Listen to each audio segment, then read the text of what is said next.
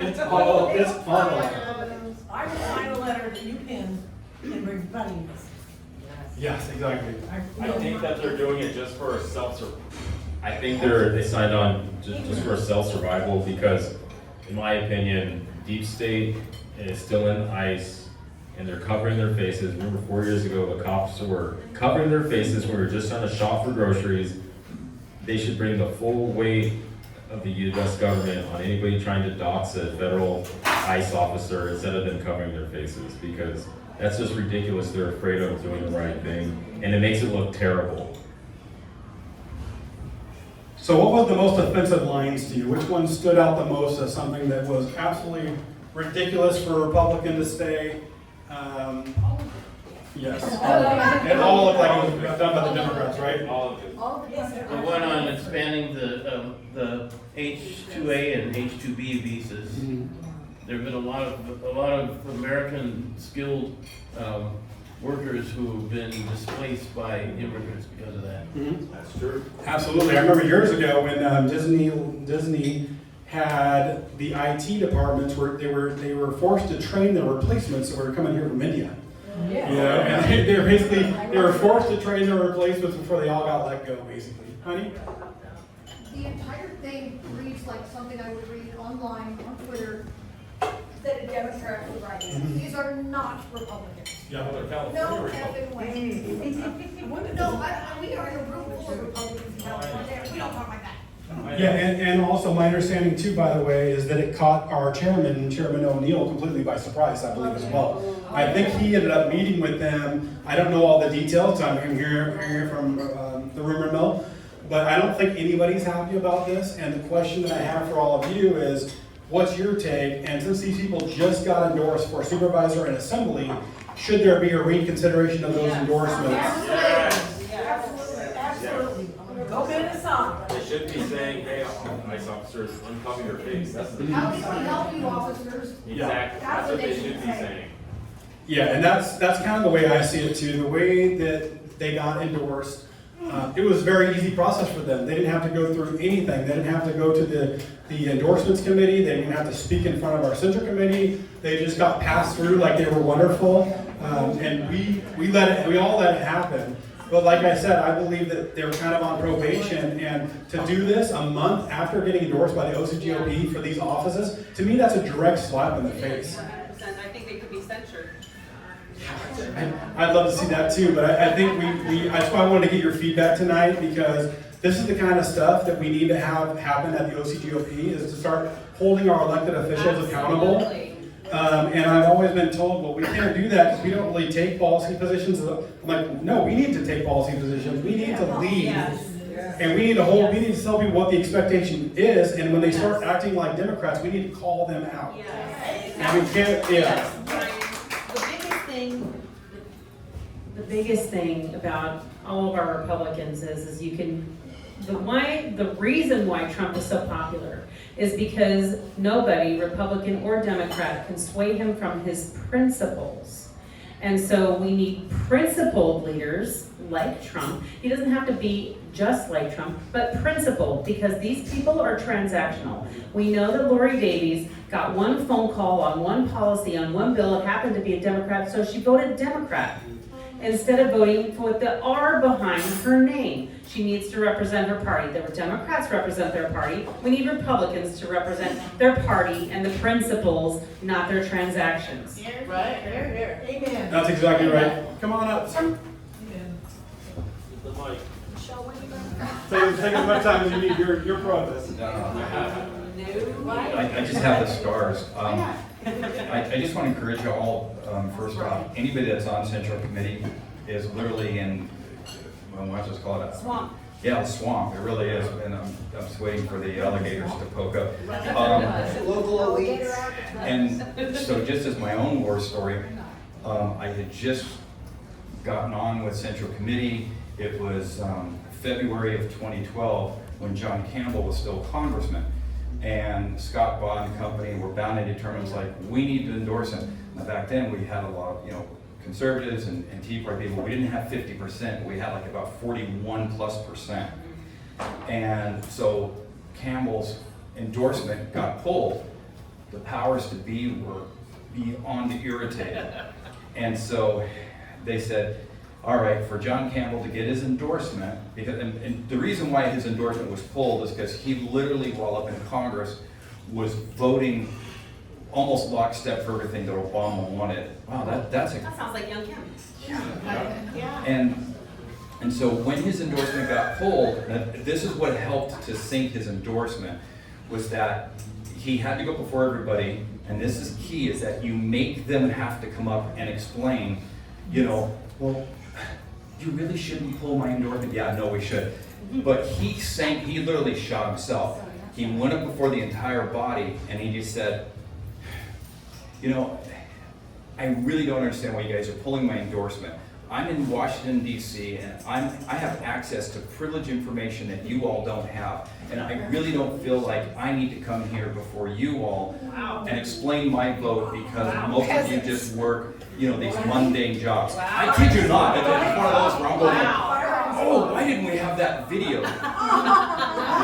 Now, at the time, I was an ex officio because I had run for state assembly against Jose Solario. Yay. And so I was in the process, I was going to run again for state assembly. And so they said, okay, we're going to have a vote, but if he gets 41 no votes, his endorsement is sunk. So it starts with the, you know, ex officios over yonder, and almost everybody there is like, yes, we'll vote, yeah, okay, great. And then it starts hitting the rank and file of everybody.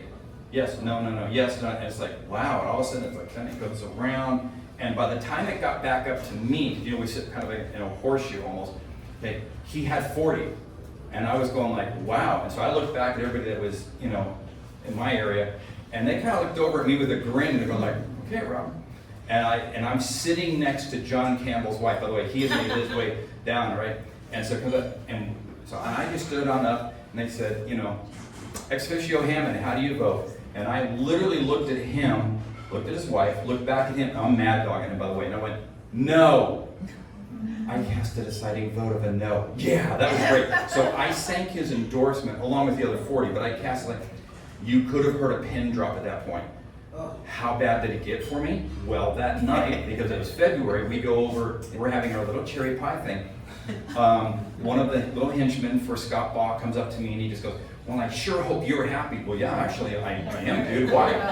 Well, because of you, there's just bodies everywhere. I looked around and went, well, I don't see them, but I guess, oh, I know, you're unaccustomed to dealing with men, aren't you? Oh. And he was just like, whoa. And I went, I'm a former Marine, dude. I don't know how else to talk to you. And I said, oh, by the way, Jesus loves you. I'm working on it. I'm working on it. And he was like, oh, and he was like, well, you know, so he kind of storms out. The next day, I get a phone call from Scott Baugh himself, and he's going like, hey, I hear you're down at the register of voters. I says, yep. And I said, I got everything all filled on out. You guys promised me $20,000 to help pay for stuff. He goes, yeah, that's gone.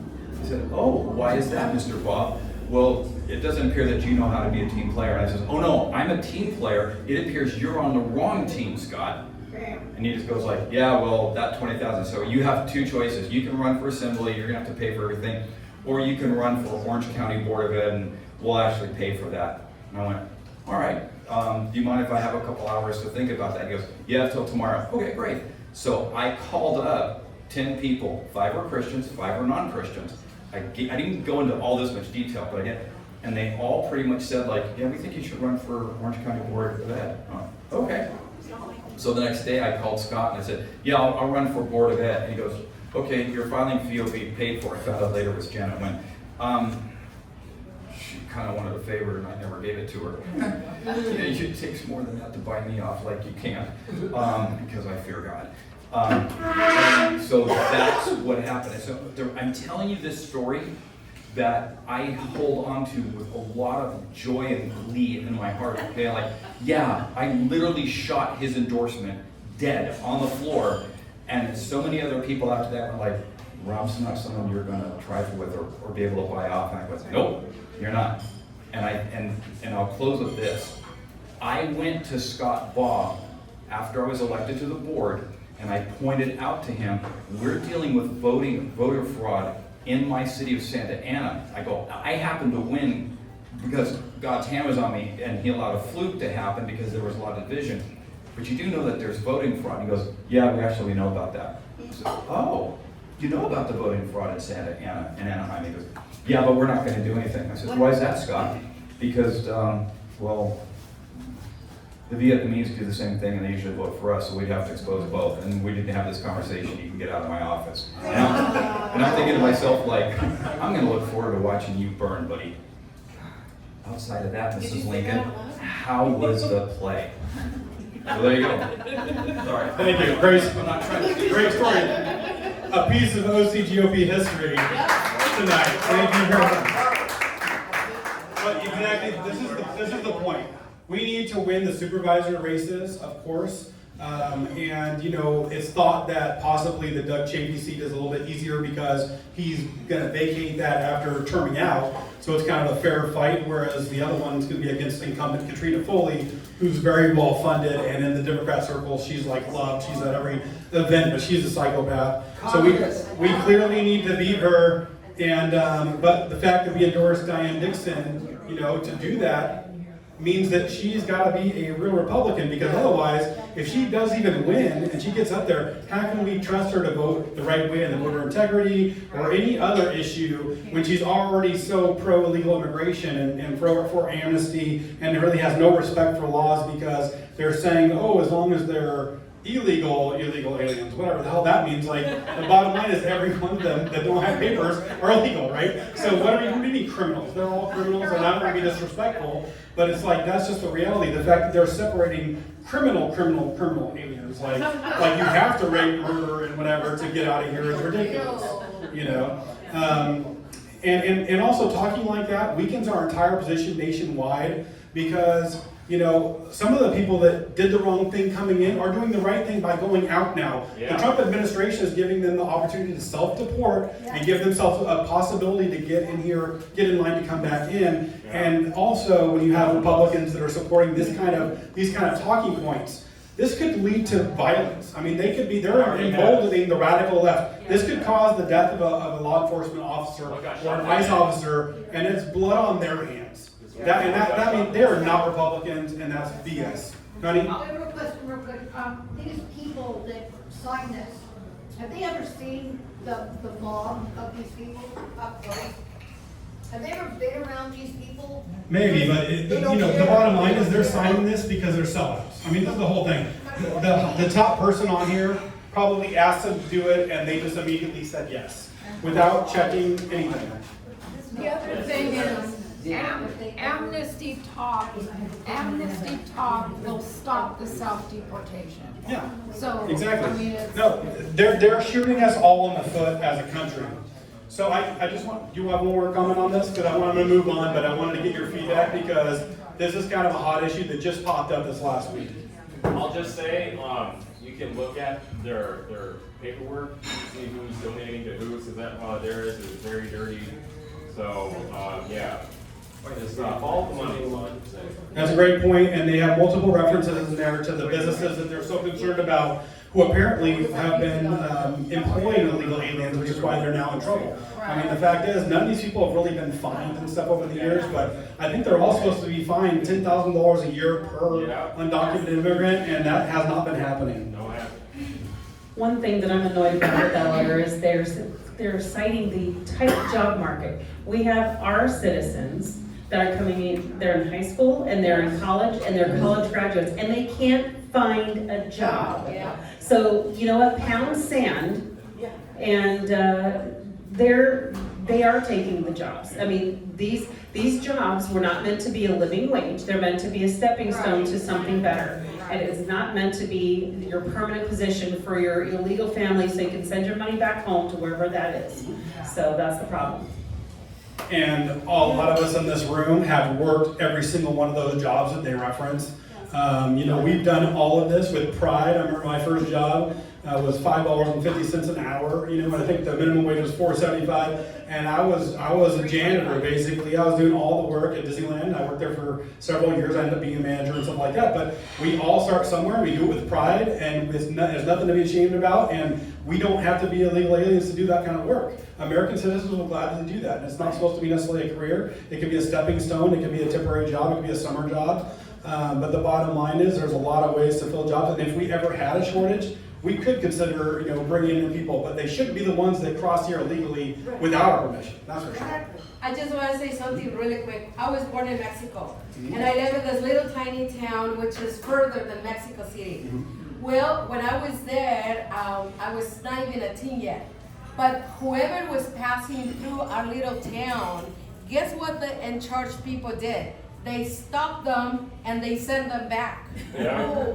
The ones that came from like Guatemala, Salvador, whatever. My little tiny town, which is not that many people, they send them back. So what is wrong with the United States? Why can't they do the same thing? That's us Mexicans. Come on. It's a great point. Yeah. And we're not going to talk about it further, but we know the people in this room that it's not compassionate to have people come anyway. And they're escorting children that are not theirs. They could be sexually abusing these children. These children are dying, they're getting raped. There's horrible things are happening, and it's like none of it is okay. None of it is okay.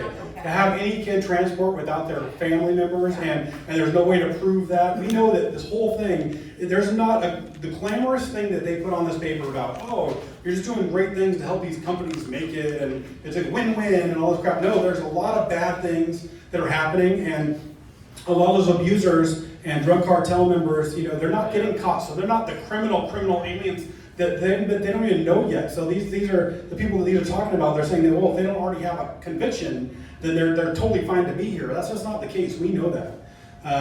So I'll go ahead and move on to one of the things I came in to talk about. How are we on time? Because we're at 8, but I don't know what time you want to end at. So I wanted to talk about something that, and I won't go too long on it, but it's like, the people in this room inspire me. Every time I'm around you guys, I know all the kind of work you do behind the scenes. I know all the work you did on like the Orange Unified recall and doing everything we could do to stop that. I know that these are the people in America that are active and that actually care. I'm going to be talking about people like that going back to our founding days in this country. And they're not the people that are, really in the normal history, because the people that we know in history are George Washington and Adams and the founding fathers, and then most people don't even know a lot about the founding fathers, and then supporting people that played supporting roles, less and less about. 100 years from now, I think that Trump's going to go down as a very consequential president, obviously, but are they going to remember Pete Hegseth or, other support? Are they going to remember Pam Bondi and all these people 100 years from now? So I wanted to talk a little bit about our founding days and being involved in America during the Revolutionary War period, and kind of right during the founding. And so I want to start by talking about, let me quickly talk about somebody you all know about, Betsy Ross, for example. One thing I loved about George Washington, when you study George Washington, is that he really valued the opinion of a lot of women that became his confidants, that helped guide his knowledge, and I'll kind of talk a little bit about that. But Betsy Ross is somebody I'll mention first, because everybody knows the story with her. I think she was widowed 3 times, I believe. She was obviously, she was a seamstress in upholstery. She had her own business, and back then in those days, when you were widowed, then the women could control the business. They had all the power to run the business and take over for their dead husbands. And so she ran her own business because she had been widowed, and George Washington, as we all know, approached her to make the flag that we all know, the Betsy Ross flag, 13 stars. And I think you all know that George Washington, he had his stars. He had his general flag he had 6-pointed stars. He always loved 6-pointed stars. He believed that the 13-star Betsy Ross flag should have had 6-pointed stars, and Betsy Ross was the one that convinced him to do, no, we need 5-point stars. And why did she do that? Because she said that I can fold the fabric in such a way where I can snip a 5-pointed star with one snip. And since we need to mass produce these flags for battle and elsewhere, that was basically her advocating for 5-pointed stars, not because that's what George Washington wanted or not to be opposing to him, but she was speaking from the manufacturer perspective, saying, I'm the one that has to turn out these flags. They need to be 5-pointed stars. And guess what? We have 5-pointed stars. He listened to her. He could have said, no, I don't care how long it takes. I don't care. I want my 6-pointed stars. But because of that woman's voice, we got 5-pointed stars. Well, similarly, I wanted to talk about a couple that was very close friends with George and Martha Washington during the Revolutionary War period. And some of these people I'll talk about, I mean, they're kind of heroes to me, but they're not necessarily the kind of heroes you would expect. I don't expect them to become your heroes necessarily. But the one couple I wanted to talk about is Samuel Powell and Elizabeth Willing Powell. Okay, and I'll start with talking about Samuel.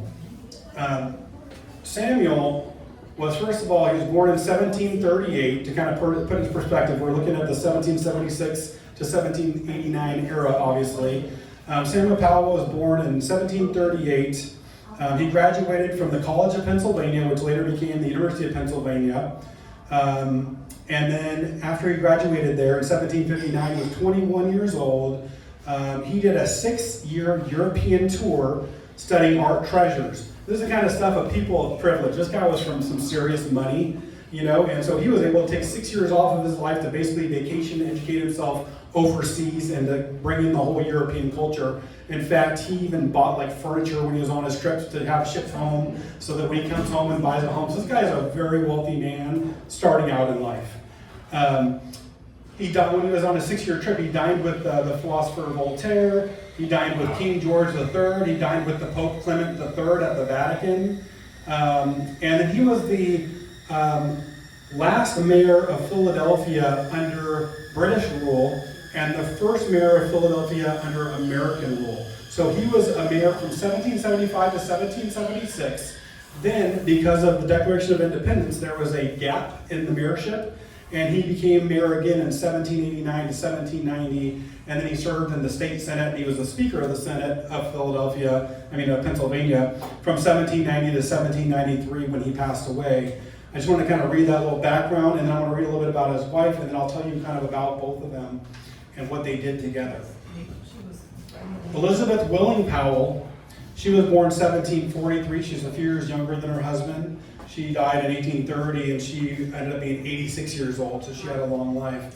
She was the daughter of Charles Willing. He also served as 2 terms as the mayor of Philadelphia, so she was the daughter of a former mayor. And Anne Shipman was her mother. Her grandfather was named Edward Shipman, and he was the first mayor of the city of Philadelphia. And her father died when she was 12 years old. She also had 2, I believe they were younger sisters. She had 2 sisters, and she had an older brother. Her older brother was in his early 20s when his dad died, and he took over the family business. So his name was Thomas Willing.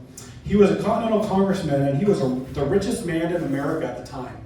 And although he was considered a very mean man, he was also the mayor of Philadelphia before Samuel Powell was the mayor. Thomas Willing was the mayor. So we're talking about his sister, Elizabeth Willing Powell, had a father who was mayor, a brother who was mayor, and a grandfather who was mayor, and then she married a mayor, right? So this family basically ruled America, okay?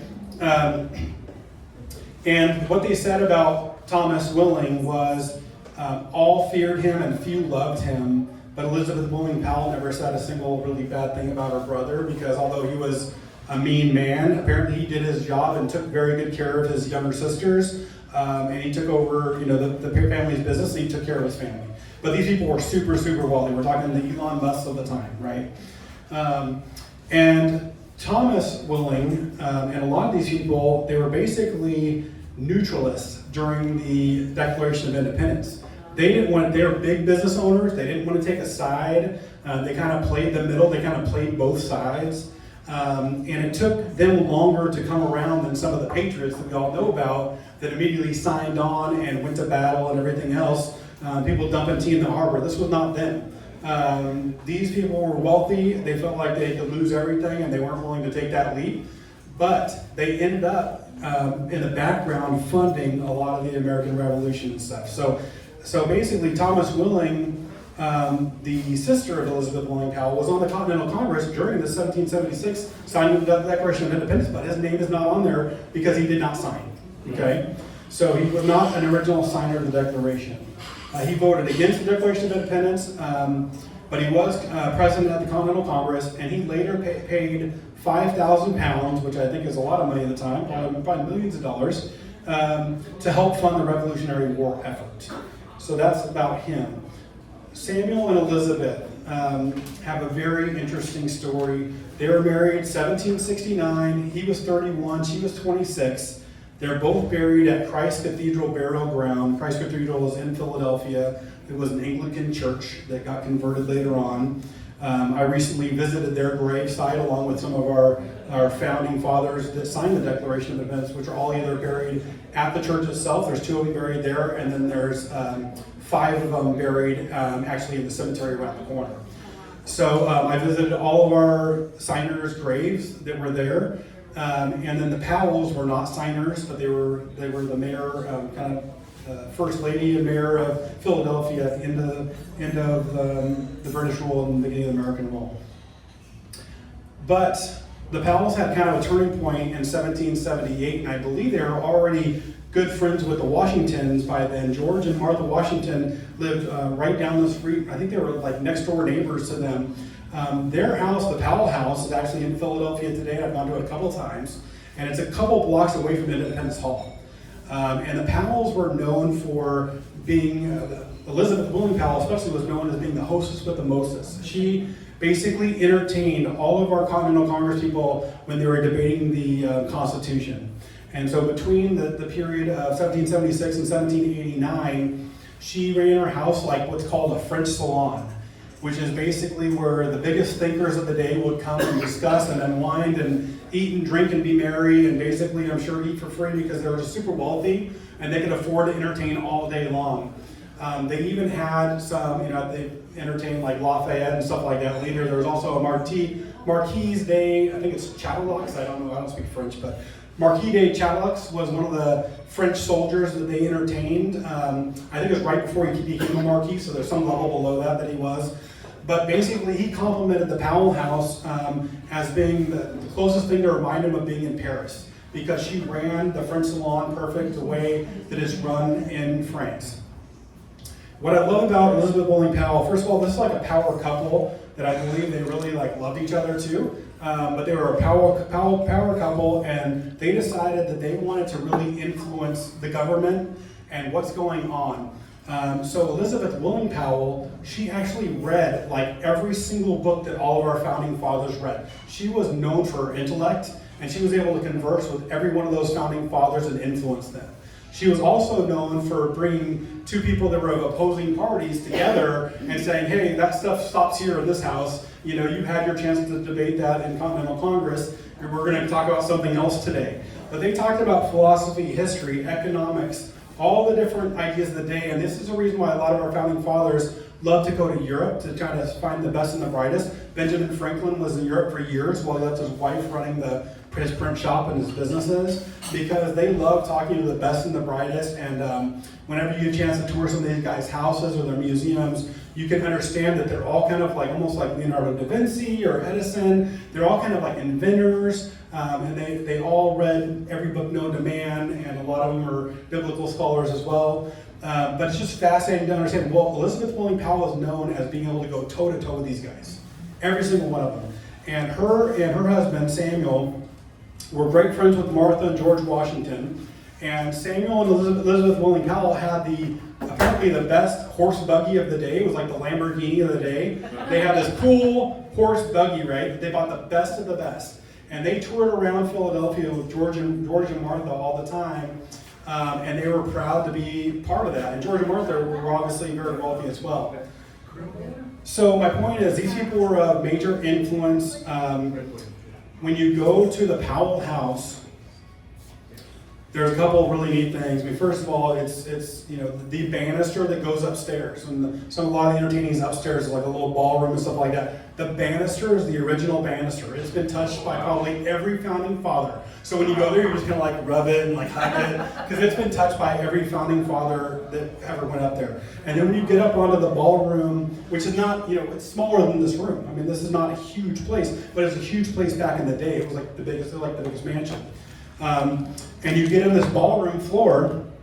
It's got a little fireplace over here, and you're on a wood floor, kind of like this. But the beams, the wood beams, it's like the trusses or whatever that hold the floor up, they counted like 450 rings or something like that. They stopped counting. It's like the densest wood ever. It's like the original wood is still there because the trees back then were so strong at the founding of our country, and now you get wood at the lumber yard and it's got like giant rings, because it's growing a lot faster and hasn't been through as much. So the wood that this house is built on is extremely strong. But you're on this wood floor, and this wood floor that you're standing on is where George and Martha Washington danced for their 20th wedding anniversary. It was right there. And then that room also had been previously removed, except for the floor. And that room sits in the Metropolitan Museum of Art in New York City. It's the Powell Room. And they've actually put it in a museum, and they put another room in a different museum as well. So they reconstructed some of those things, but the floor is the original floor. They've reproduced the fireplace and the paintings and stuff like that.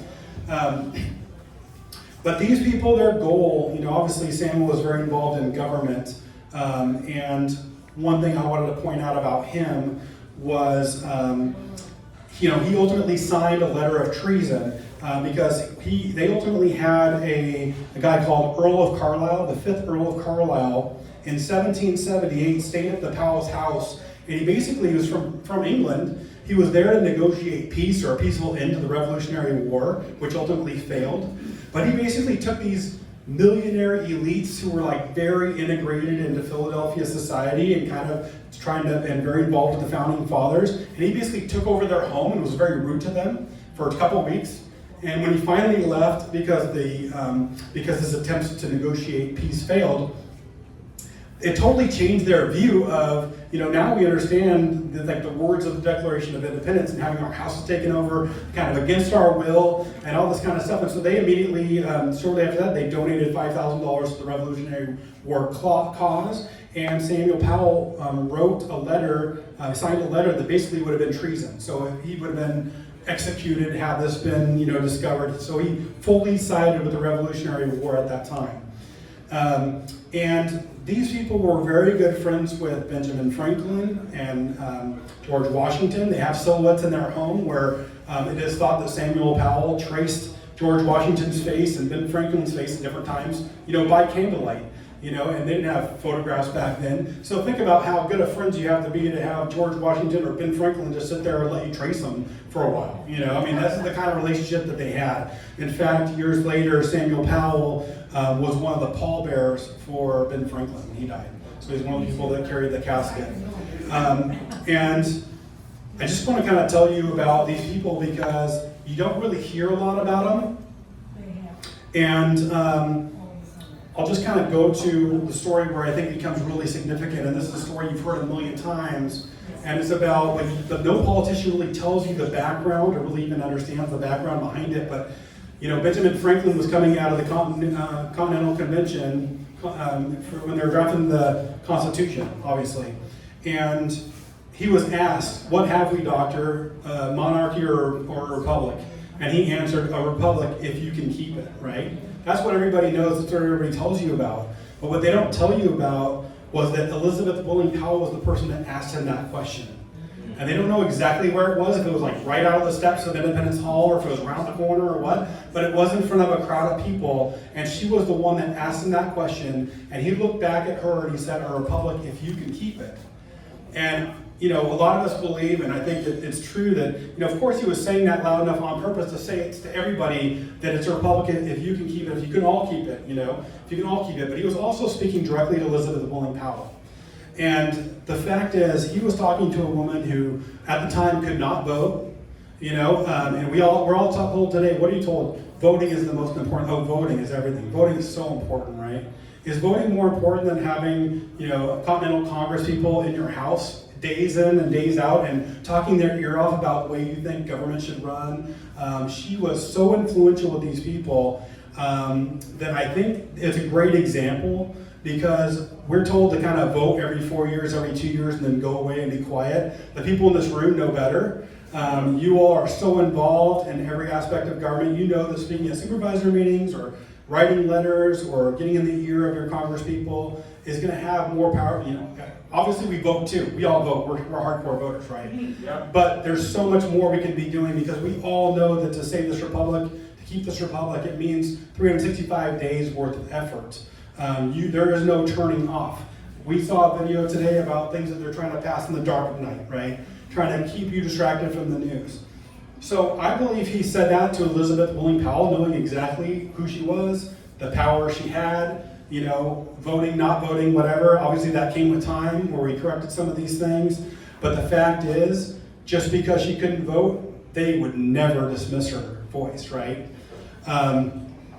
Not long after that, her husband, Samuel Powell, he passed away during the yellow fever pandemic that was going around in Philadelphia, which killed a lot of people. And, obviously COVID, the closest thing to us that we had to deal with. He sent his wife Elizabeth Willing Powell to their countryside home. These people have multiple homes and stuff. So she was sent to a safe place, and he went to their farmhouse, which is just outside of the city. But I guess he got called back in the city. He wanted to stay close to the city because he was a state senator, former mayor. He felt like it was his job to be in the city, so he didn't really want to go far out, but he did try to protect himself. But he did have, for lack of a better term, a valet that was an African-American gentleman that worked for him. He was not a slave, he worked for him, but he came down with a yellow fever, and Samuel Powell came back into town to make sure he gets taken care of. He wanted to take care of his valet, and then he contracted yellow fever. Well, during that time when he had yellow fever and he was very sick, Dr. Benjamin Rush, who was one of the signers of the Declaration of Independence, was his doctor.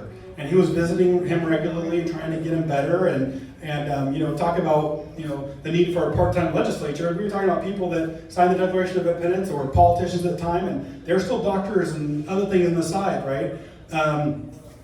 And Benjamin Rush was, in fact, bleeding Samuel Powell. Bloodletting. They were bloodletting, and I don't know where all they do that, but I know one of the places they do it on the vein on the head, and they let out all this blood, and you always wonder, because George Washington died like that too, where he was getting bloodlet at the end. You're always wondering, did they just take too much blood and they didn't make it, or what? But this was a real way of treating in back then. And Benjamin Rush was very into medicine. He was a medical doctor, the most well-known medical doctor at the time. And he also kind of started veterinary medicine and started relating animals and people and figuring out how to treat both of them. And he started, these people all did a lot of amazing things in their lives.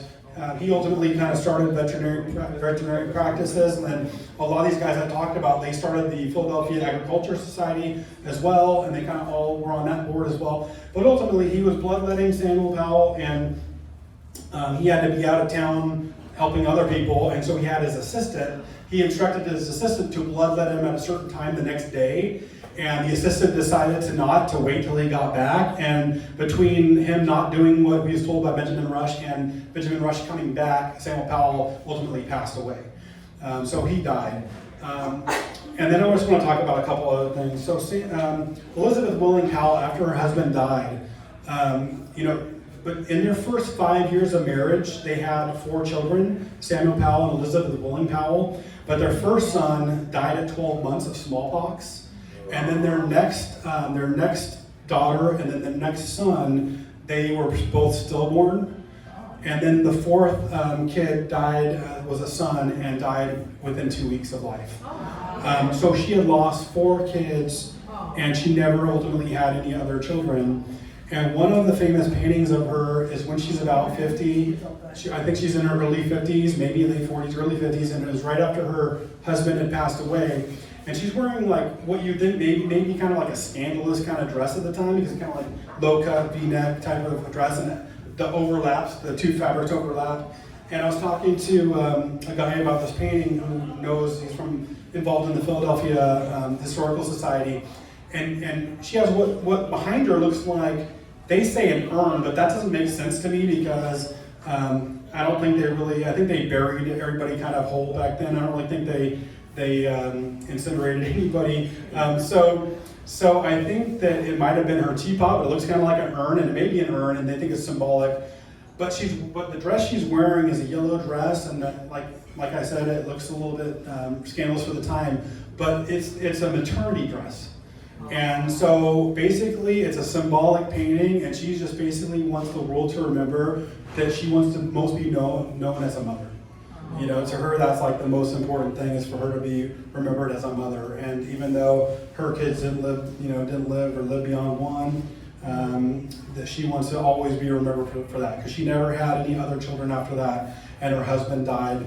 And she ultimately, though, because of her 3 sisters, and Elizabeth was the last to be married, and it was very similar to people that know Hamilton, the Hamilton story, the Schuyler sisters.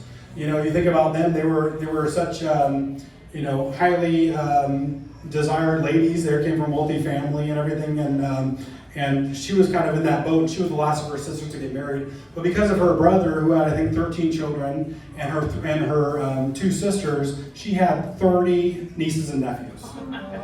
And she picked and chose like her favorites amongst them to kind of help raise them and bring them up into society. And in fact, George Washington also introduced his nephew, Bushrod Washington, to her so she could help bring him into society and make him the connections that she had, and help guide him when he was before he was going to college.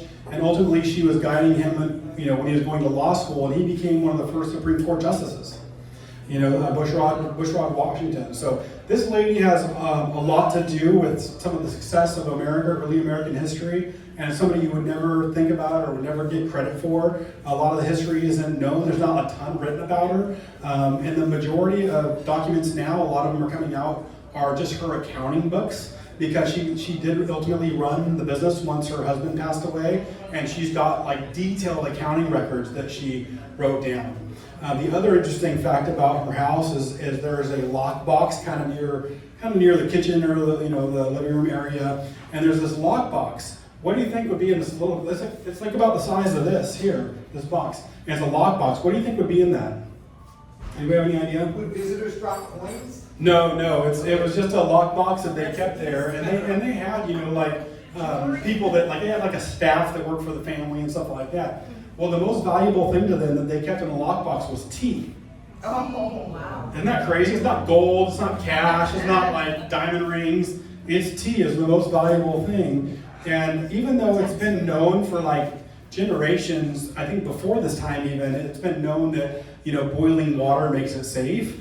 Back then it was the boiling water, but they kind of felt like it was the tea that was safe to drink, because you'd get sick if you didn't boil water. But for some reason they treated tea like it was magic, And so that's why they're all drinking just tea and ale, right? Because those are the things. They can either have alcohol, and that's safe, because that's going to kill the bacteria, or they can have tea because they're boiling the water, right?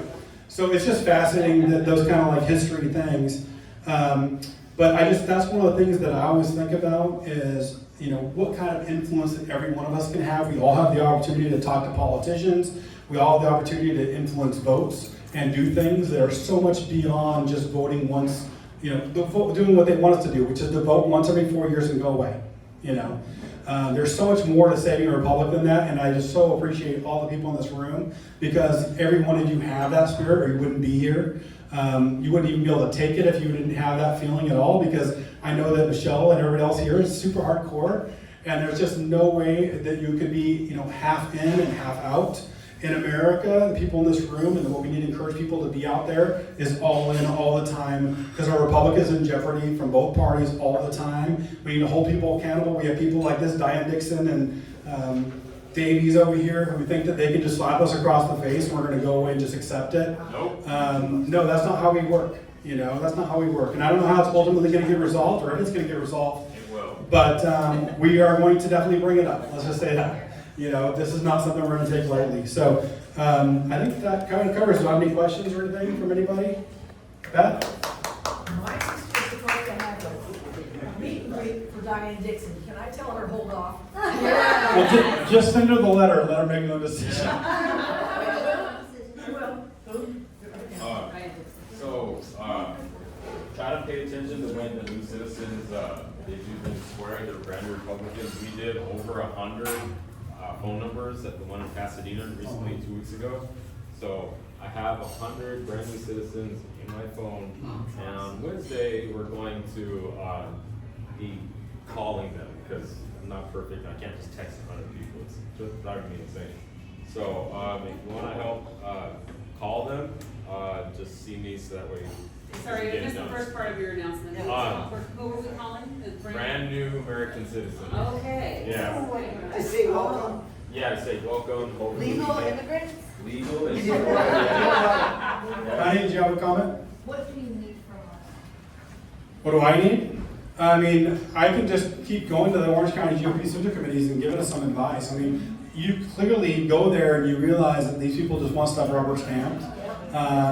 And even then, that's okay as long as there's things happening behind the scenes. I just don't have any confidence there's a lot of things happening behind the scenes right now. That's why our group is trying to just be those people that are like making little changes, like a little bylaws change. We just introduced a resolution in support of voter integrity. And so we're just trying to do little things to try to like say, hey, how can we make this group better policy-wise, bylaws-wise, or any way else? And you know, kind of their job is, their goal is to like not change anything.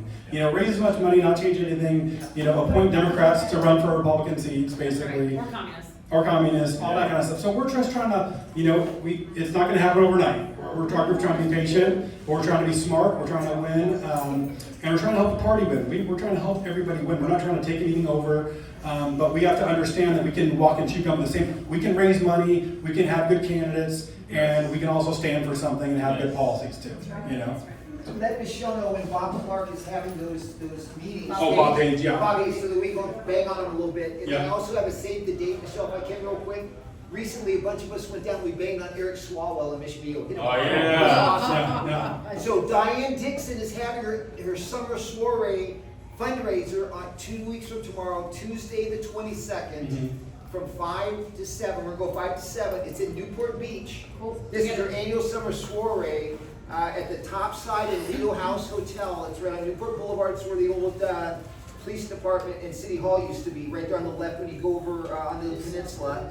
It's from 5:30 to 7. From 5 to 7, we're going to be there with U.S. flags, Trump flags, because she didn't stand up for Trump or ICE. So it's basically to denounce her, let people know that she did support our country, Trump or ICE, and we were going to go bang on her. We'll have bullhorns. I'll have my cowbell going. We'll have flags and signs. And yeah, the host committee, 2,700, 2,000 co-host sponsor, 500. Tickets are 150. So she'll have all of her Newport Beach people thinking that she's a Republican. We want to let them know otherwise. Can you send that to me, Kelly? Yeah, I will, and I'll get you a couple, yeah, absolutely. You can stay here. We're going to close out in prayer, but I would like to also pray over him because he's one of the ones willing to stand up to people that are establishment GOP. So if you want to come up and pray with me for Ryan Bent, that would be great. We should always pray for our elected officials, and of course also, if you come to Central Committee, it's the third Monday. They are skipping July, but the third Monday of the month is where we meet. We meet for prayer first at 5:45 in the Hilton Business Center, and then we go on to the Central Committee. I think the prayer meeting is actually more important than the Central Committee itself. So if you want to just join me in praying for Ryan. Father God, we come before you today and we thank you, we praise you, we lift your holy name. We thank you that where two or more are gathered in your midst, you are with us, Lord, and you're with us always. Thank you for this reminder tonight. Thank you for bringing Dr. Ryan Bent to our group. Thank you for having him return. He's been here with us before. Thank you for appointing him for the North Orange County Community College District, as well as the Central Committee, and to stand for things that are meaningful, Lord, and that he's principled, not transactional. Thank you, Father God.